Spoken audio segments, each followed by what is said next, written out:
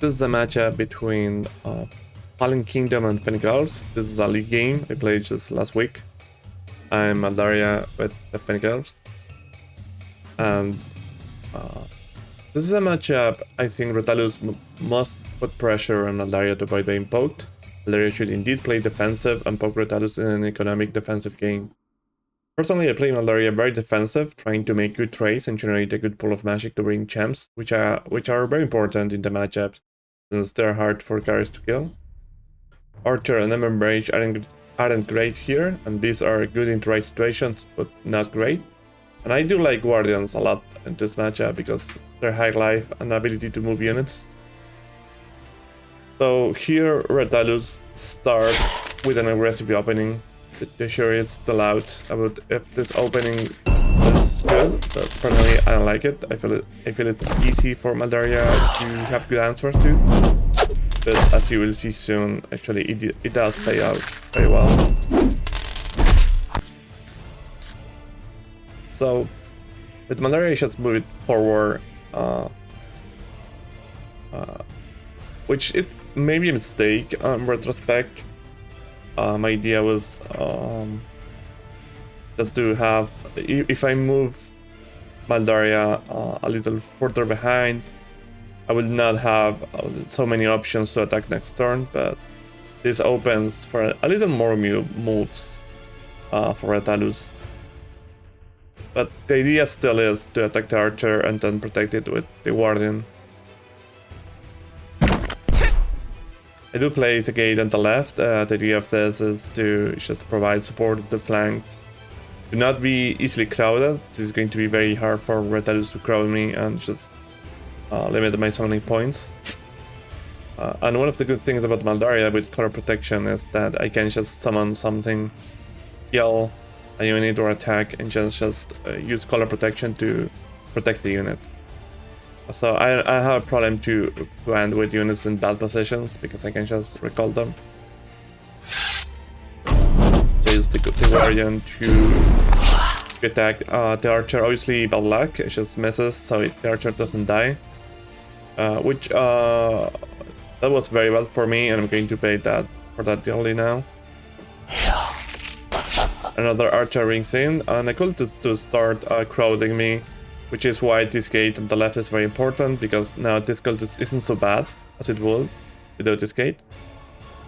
And an archer moves up, a hard-forged weapon with the archer, which is, I think it's very interesting that he decided to go this line. In my opinion, would be better to move the carrier, attack the guardian, maybe what was more risky, that's for sure.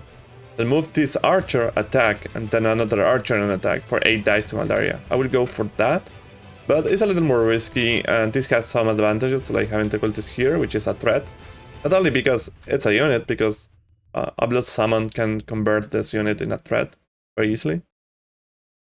So I don't know, it's still a very good turn. It was very good damage to me.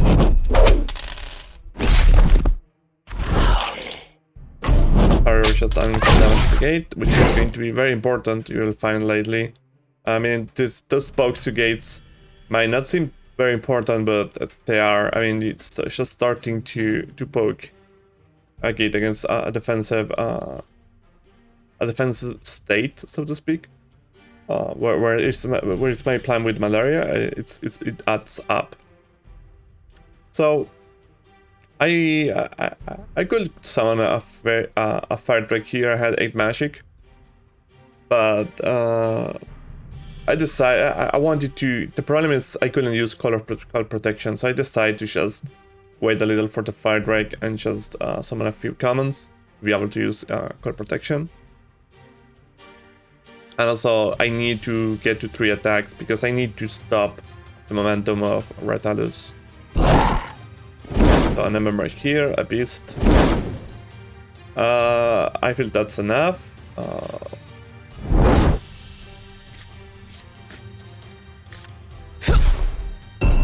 There the archer, Ember Mage, Cultist for sure, thanks to the beast. The beast was very lucky here, was killing the carrier and then bringing it back. Just now it doesn't have great targets except the gates. I feel very happy at this moment with the game. Like, I just stopped completely the momentum. Malaria is low life, but decently far and protected. I feel very good this stage of the game. Right, that rates dead an archer and brings a carrier. Never bad. And decide to actually start pounding my gates, and that's pretty good. And also bringing Retalus with a gate forward to close the gap between Maldarin and Retalus. This is I don't know his hand, but I think this is a very good sequence of actions for Retalus.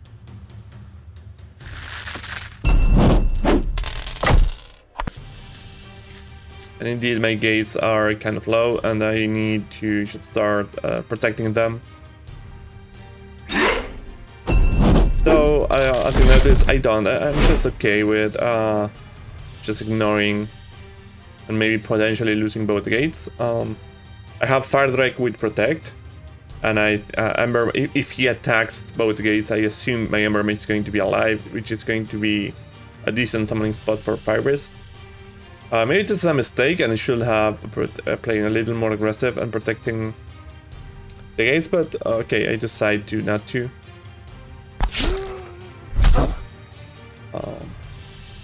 Red stones and then carrier brings another carrier. Don't my beast. The carrier. The major threat here now as Maldaria, it's not the carriers itself, but Blood Summon. I'm very aware that the Blood Summon could finish the game. So at this point with Maldaria for life, and with units so forward, I have to start to play very strongly against potential Blood Summons. And you will see this turn, I try to position my units in a way that a Blood Summon doesn't finish the game. The Spirit of the Phoenix. Here an Ember Mage is just to block a little the summoning spots and try to gain control of this zone. Ember Mages are very annoying to deal with for Retalus, for anyone, right, when they're right at the gate, because you need 2 attacks to kill them. It's mostly a block and a summoning point of Fire Beast, so to speak. I use the Fire Rake to try to get double kill, but I didn't. I did have Spirit of the Phoenix.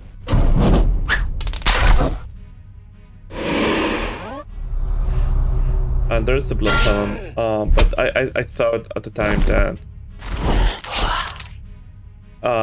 yeah, he needed a lot of, not only Blood Summon, but he needed 2 units, the Archer.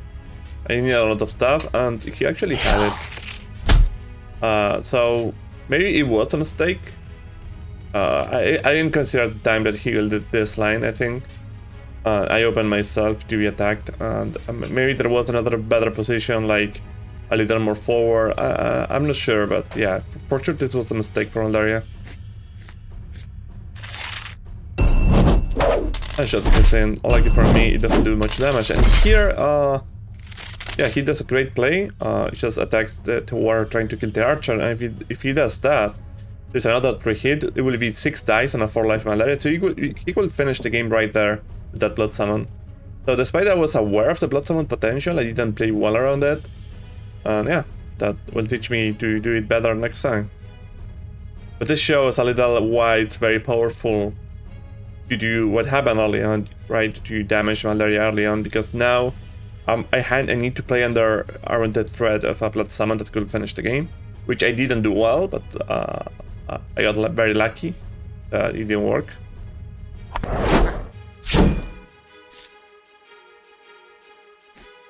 Here I tried to do a better job at protecting him about the potential Blood Summon.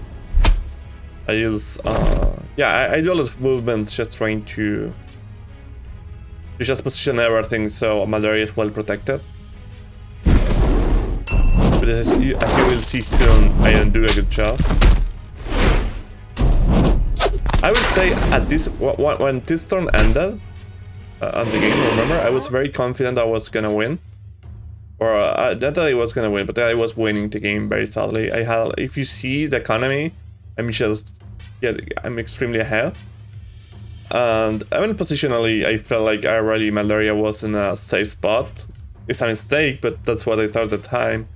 Where it's surrounded by healthy units, but by the gate. I don't know, I saw the 2 gates on my hand, and I know next turn I will just put more gates around the Malaria. I just couldn't see a way I would lose the game. But clearly I was short-sighted, as you will see soon. A Porsche, very smartly, kills the unit, but the important thing it does is that it brings the archer on the front, and now you see the problem. Now this archer could attack the gate, and then the archer could attack Malaria, and that's what he does.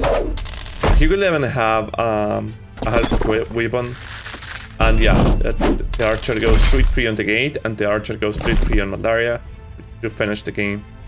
So this was an interesting game to see how economically I was winning quite a bit. The Fallen Kingdom did many economic sacrifices to put Malaria into a situation, and it did pay off very well.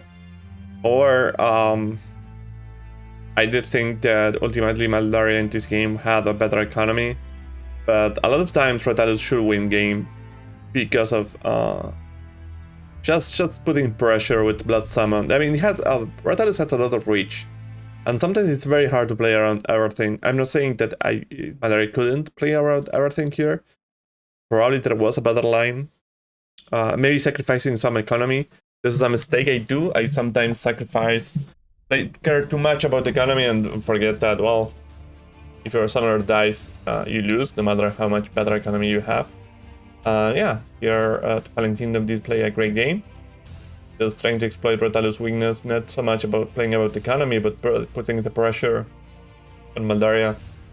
They could have finished the game the last turn with a very smart play with Blood Summon, but failing that, he did open another opportunity, and this time it worked, and that's how sometimes better economy loses game.